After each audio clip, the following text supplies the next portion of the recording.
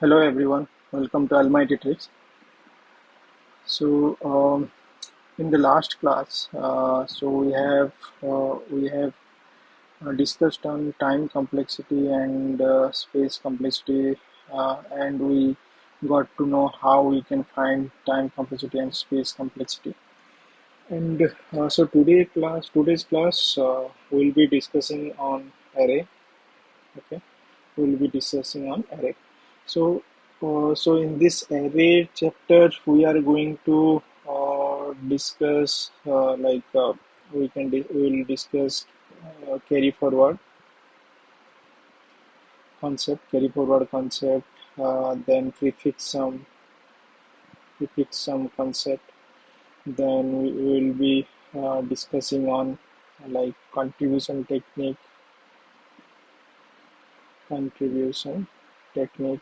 sliding window, sliding window. So for each and every chapter, we are going to solve like 2 to 3 questions, um, and so by solving 2 to 3 questions and by understanding this all this approach, we can use this approach and we can use this concept in different problems. Okay, so initially you might feel like you are not able to solve any question, but if you if you day by day, if you check and understand these questions, understand this concept, and maybe if you solve daily 2 to 3 questions mandatorily, then you will gain some confidence and you will solve more questions. Okay, so my suggestion will be like try to understand all these concepts and go to lead code, or go to Geek for Geeks, practice.geek for Geeks, okay, or interview it or any other coding platform. Go to those platform and search for array topics, okay, and try to solve those questions. So some questions will be little bit advanced, okay, some question will be little bit hard. So those questions may be something like some different approach we need to have. So as we are in BSA for beginners course, so we'll be solving some basic concepts. Okay, so and also we are planning to launch once this playlist is over with all the concept for the beginners, then we'll be launching the advanced concept. Okay, advanced DSA. Okay, so so the suggestion will be uh, go to this uh, coding platform and solve one by one questions. Daily try to target to solve 3 questions, 2 to 3 questions. Okay, daily. So day by day, your concept will be clear and you will be confident to solve any type of questions, right? Okay, and also one more thing, like for each and every topic. Let's say today we are going to discuss on array introduction or array basics. Okay, so for this, whatever concept we'll be discussing today, related to those concepts, I will be like I will be putting some questions in a Google Doc. Okay, Google Doc. So those problems you can check it out. So I'll be putting some problems, and those problems you may check it out and you may try to solve those questions. Okay, so this is kind of a assignment or homework for you. Okay, so this link you can find it in description. Okay, so let's get started with the basic concept of array. Okay, array basic concepts.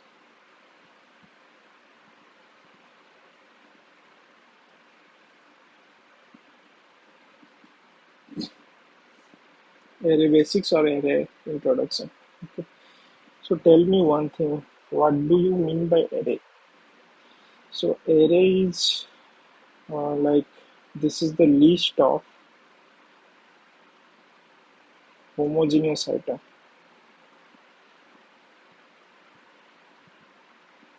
List of homogeneous items, and array is contiguous memory allocation.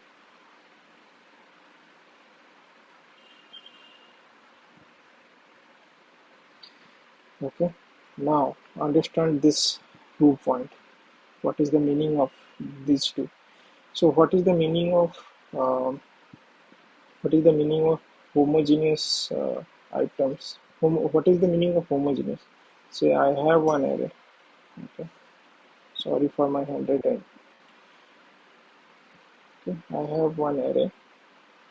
Okay, so let's say I'm saving one element here. Let's say integer 4, 5.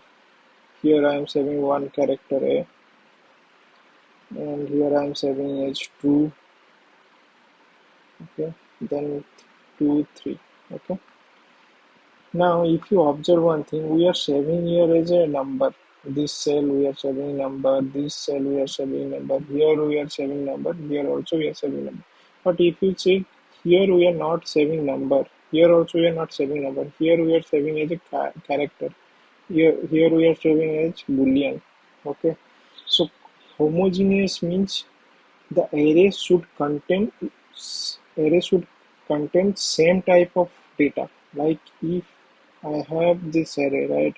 So I can have either integers, all the cell will have the integers value, okay, or we can have the characters A, B, C, D, E. So homogeneous means it should have one type of data. Okay, this is called homogeneous. So list of homogeneous items. So this is the list, kind of a list, right? List of homogeneous data. Okay. Now, what is the meaning of contiguous memory? Contiguous memory allocation means, say, I have, so in my PC, these are the memory I have. Okay. These are the memory I have. Okay, so now I want to declare one array. I want to declare one array. Let's say I'm declaring one array here. This is my array. Okay. So this is called contiguous memory allocation. So someone is trying to declare one array here, okay, or here, or here. Then it is not a contiguous memory allocation. It is not a contiguous memory allocation. Okay. So for contiguous memory allocation means we can have this kind of data, or we can have this kind of memory allocation, or we can have this kind of memory allocation. Okay. This is called contiguous memory allocation. Hope you understood this. Okay. Now we need to understand how we can use array. Okay. So before that, we need to know how we can declare array. Okay.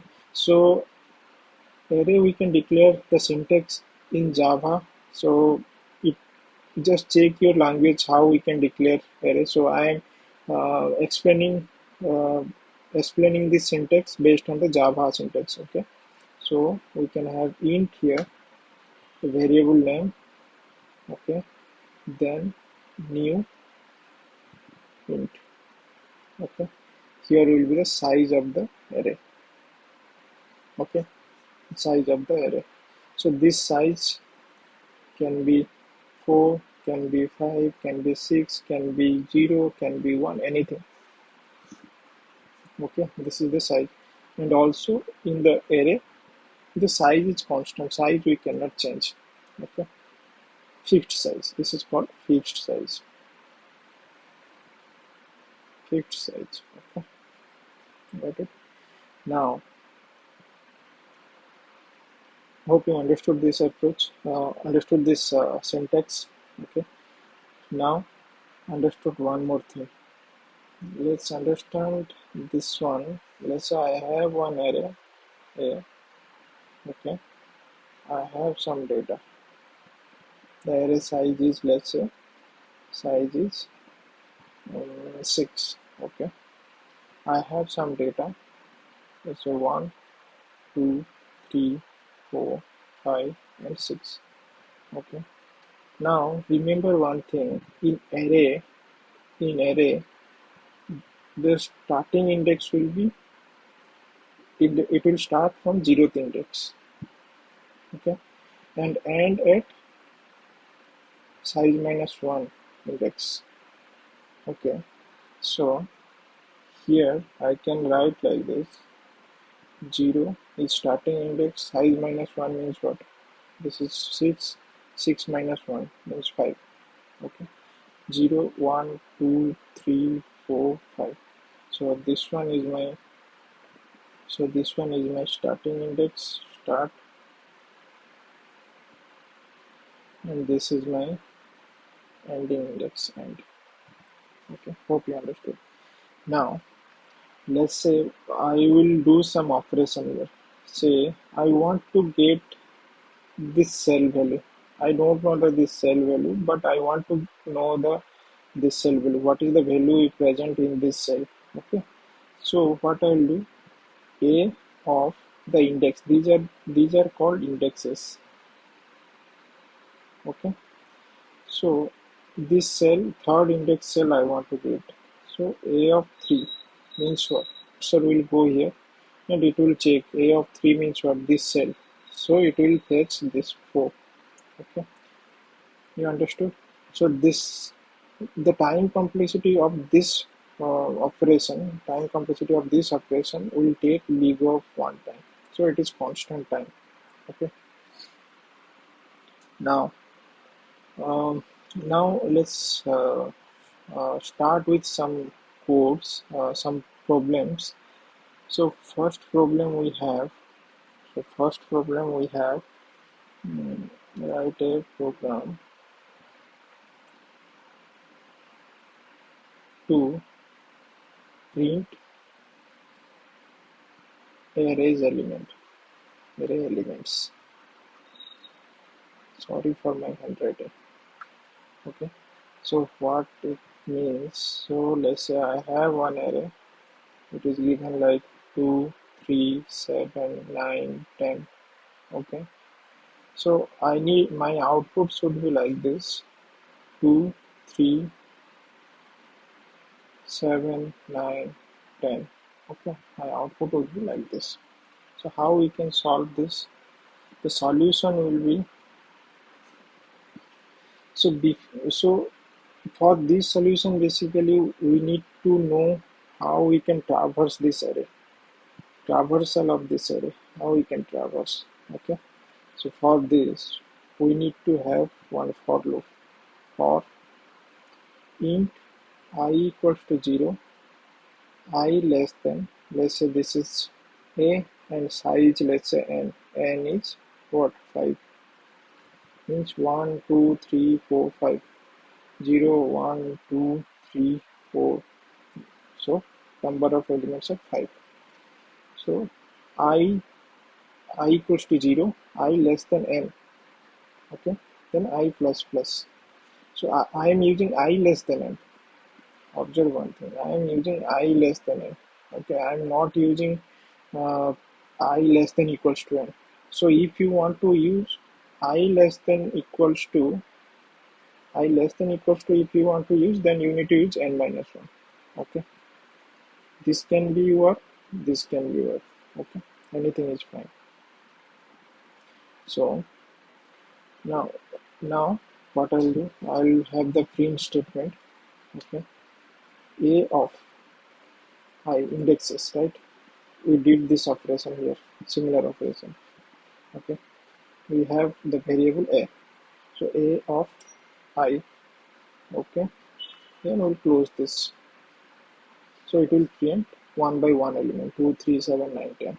Okay, now tell me what is the time complexity of this. We know this will take big of one time, and this will take big of n time, right? So finally what we can do, we can ignore this because it is a constant. So finally big of n time. time complexity of this question. So this is a very easy question. Now let's jump to question number 2. Okay. Now the question number 2 is saying um, we have a number. It is given an array, okay, of size n, right? So we need to count number of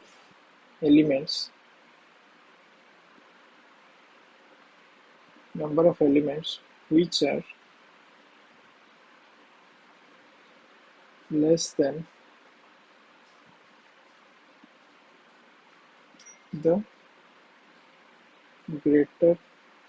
greatest element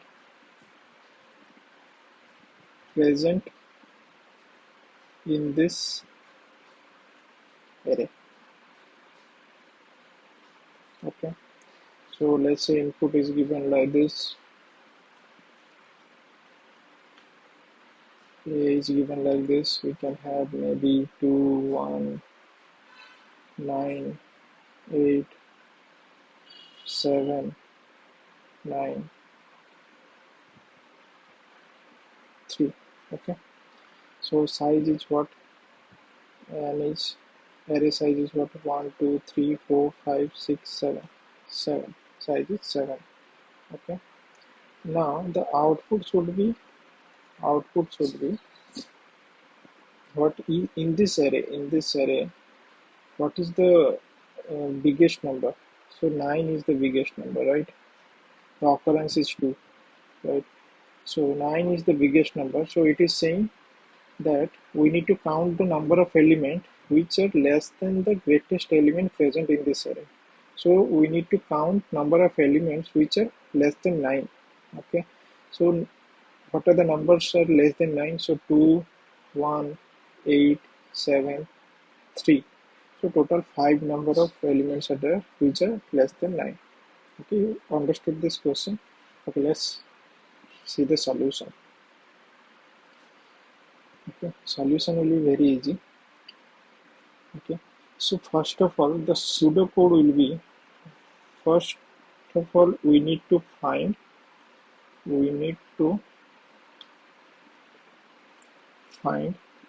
maximum element. Max means this line. Okay, then in the second step we need to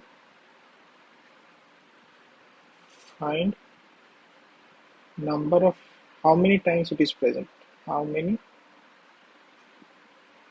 time max element is present. Okay, in step number 3 what we can do, like size of array minus count of max element. Okay, then we'll get the answer, right? So what I mean, from this array our max is 9, right? Max is 9. The frequency of this max is what? 2, right? Frequency of this max is what? 2, right? So our n size is what? 7. So what I can do? 7 minus 2, the third step. Size of the array minus count of the element. Okay, next element. So it is 5. We are getting answer, right? So let's code this. What I can do? I need to have so the size of array int n is a dot length, size of the array. Okay, I need to declare what? I need to declare the max value. So initially I'll assign the very small value, integers dot mean value. Okay, now I'll take the for loop for I equals to 0 till n minus 1. Okay, I equals to 0 till n minus 1. Here I'll update my max. Max equals to math dot max. So max of a of I. What it is doing? It will take the max here and it will take a of I. A of I means what? So initially these two 0, it is like 0, 1, 2, 3, 4, 5, 6. So first iteration will be 0. So we get 2. Okay, so it will update to max. Okay. So we'll get the max. So we'll get here, if you loop through all these things, then we'll get like 9 will get. The max will be 9. Okay. Now we need to count the frequency. We need to count the frequency. So again we need to take the for loop. So first of all we need to take the frequency. Frequency will be 0. How many times this 9 is present in array? So we'll take the for loop. Again I 0 to n minus 1 or n, whatever you want. Then we'll check if a of I equals to max number, means if a of I element is equals to 9, then we'll increment the frequency. Okay, so we got the frequency, right? Now we need to return or print, anything is fine. Return the size of the array n minus frequency. So we get the answer here.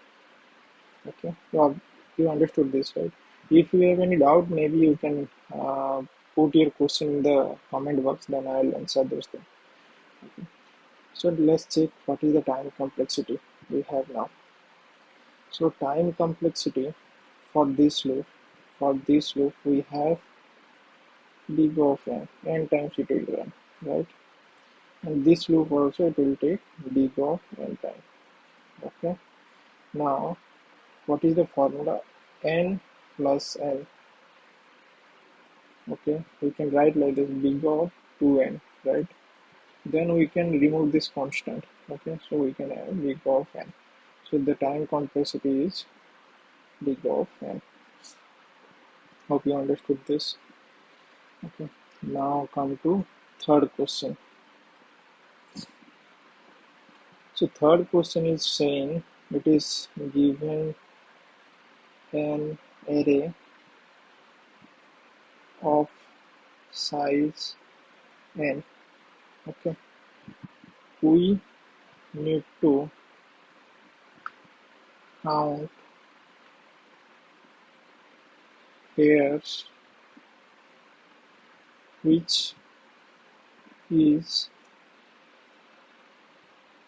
equals to k.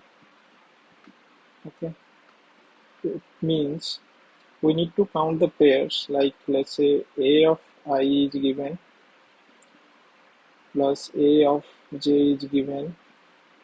It should be same as k. Okay, so the conditions are like where I is not equals to j.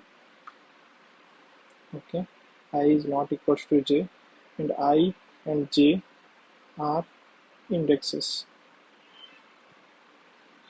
Okay,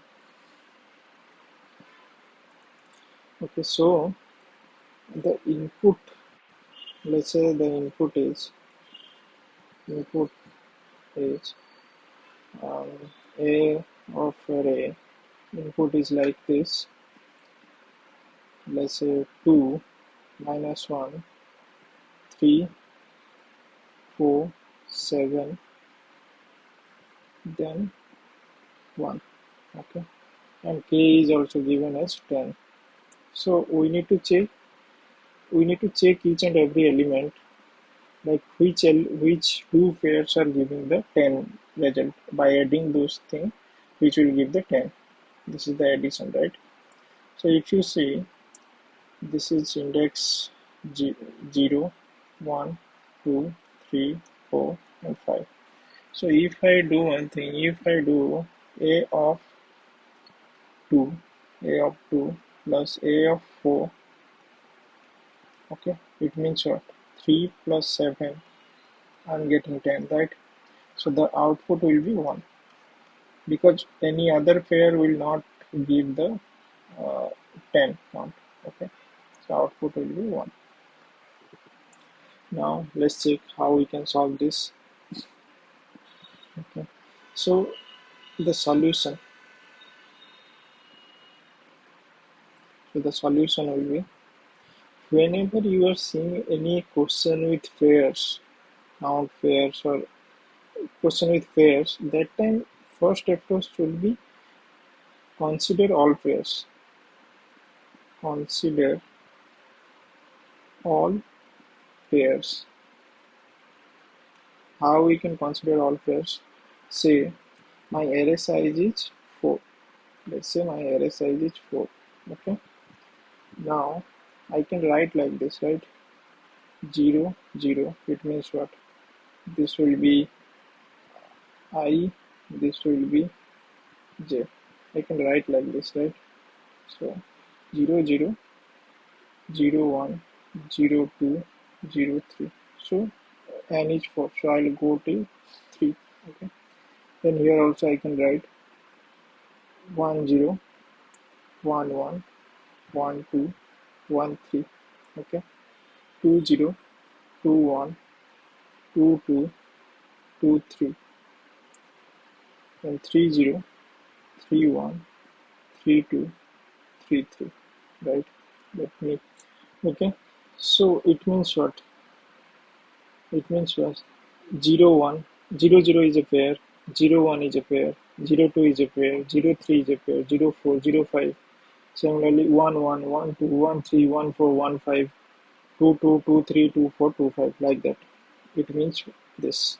Okay. This is the meaning of the pair. Okay. Now, in the question, it is saying that I is not equals to j.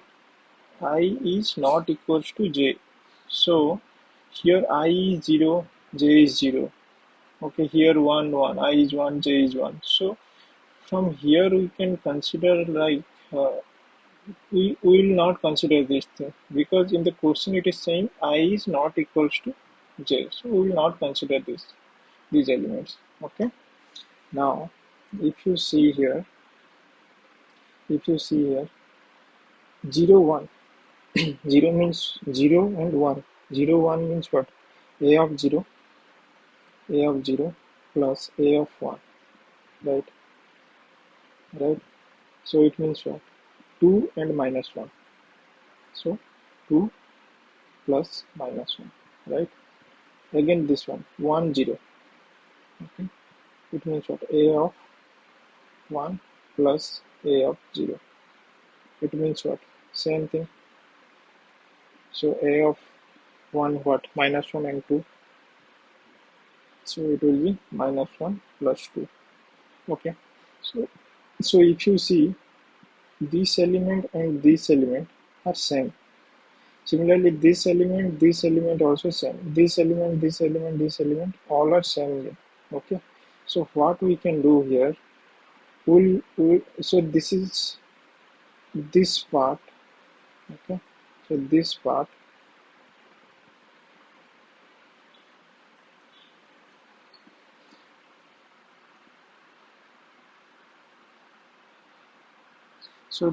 So what we can do here, this triangle, okay, and this triangle, both are same, right? Both are repeated elements. So what we can do, we'll take one of the triangle. Let's say, let's take this upper one. Okay, let's take this upper one. We'll ignore this. We'll no need to check this one because both are same. So we'll take upper one. Okay. Now take for loop. So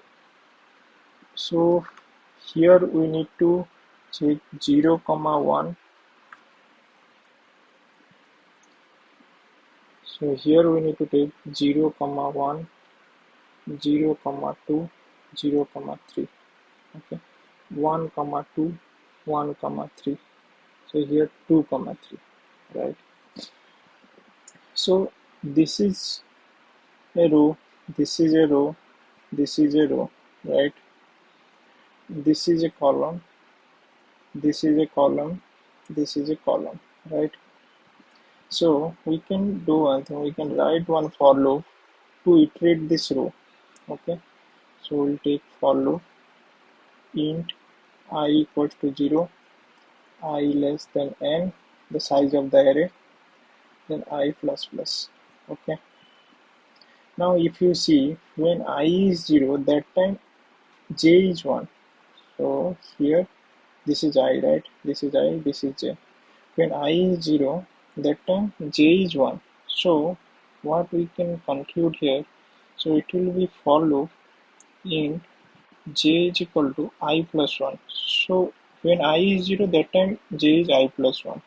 Okay, so it will go till j less than n, the size of the array j plus plus. Okay, now we'll check the condition here. If a of I plus a of j equals to k, okay, here we will declare one count int answer equals to 0. If it is same, then we'll increment the count. Okay, then we'll close, then we return answer, return or print anything, return answer. Okay, now what we can do, so this is the answer, this is the solution. Okay, so now we need to find the time complexity, how much time it is taking. Okay, let's see. So initially I, j, number of loops, okay. So initially I is 0. When I is 0, it will go from 1 to n, right? 1 to n minus 1, right? So it will go 1 to n minus 1, right? So number of loops will be what? N minus 1, right? Number of loops will be n minus 1. Then when I is 1, that time also it will go from 1 to n minus 2, because we are not considering the first element here, right? So it will go n minus 2, 1 to n minus 2. So the number of loops will be n minus 2. Okay, when I is 2, so it will go n minus 3 times, so loop will be n minus 3. So when I is n, it will go 1 to 1, right? The number of loops will be 1. So if you observe this thing, we can find like it is a kind of a summation formula we need to apply, right? So in the first class I have in the mathematic formula class, I already told you that the summation formula. So n into n plus 1 by 2, right? The same formula we need to apply here. The formula, if I apply here, so n minus 1 into n minus 1 plus 1 divided by 2. Okay, so it will cancel out, 1 cancel out, so it will become n square minus n divided by 2. So in the time complexity will be, we need to ignore the constant, we need to ignore the lower order terms. So finally the time complexity will be big of n square. Okay, so hope you understood all this question. Okay, so at the end, um, uh, there are two more questions. Question number 4. Okay, so the question number 4 will say like we need to reverse one array. Reverse an array. Okay, let's say array is given, input is given like 3, 2, 1, 4, 5. Okay, the output should be, it is reverse 5, 4, 1, 2, 3, right? This is the output we need to give. So, and fifth question is rotate an array k times in clockwise direction. Clockwise direction. Okay. So the input will be like this. Input is given like this. A is given like this. 2, 3, 1, 4, 5. Okay. It needs to rotate 2 times. K is 2 times. So output should be like this. So 5, 4, 1, 3, 2. The final output will be what? 4, 5, 2, 3, 1. So this is the output we need to give. Okay, this is the output we need to give. So all these two questions, so question number 4 and 5, I already discussed in the problem solving playlist. Okay, this problem solving playlist. Okay, so these two question I will be put the link in the description. You just go through those things, and if you have any doubt, maybe you can comment down, and I will be answering those questions. Okay, so in the next class we are going to see prefix sum. Okay, in the next class we are going to see prefix sum. We will solve 2 to 3 questions. Okay, hope you understood this lecture. Thank you for watching this video. See you soon.